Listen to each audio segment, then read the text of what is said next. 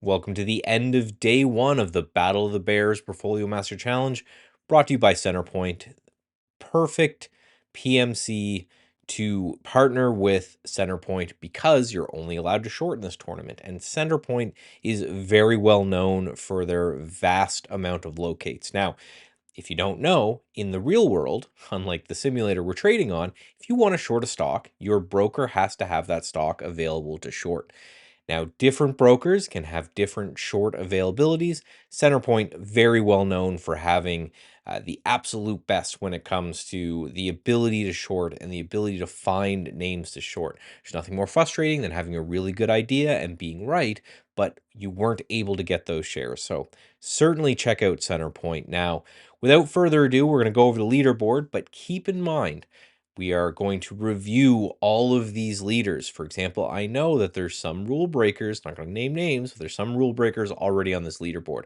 You can only trade the same security 5 times each day, and you can do it a maximum of 20,000 shares per position. So if we go through and we see larger than 26 share positions, or we go through and we see more than 5 trades on a single symbol, those trades will be deleted and your account will be reset. So just note, if you're far behind today, don't worry about it.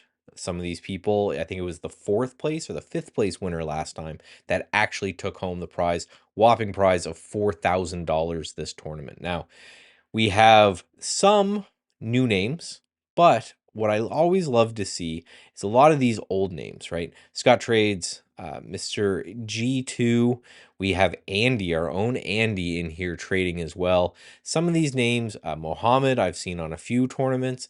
I love to see this because it shows us this isn't random. If you're doing well in one tournament, you may end up doing well in another. I've seen people that were at the bottom of the leaderboards in some tournaments, and they're starting to work their way up. So again, stay disciplined. We don't know what's going to happen. We still have 2 days to go.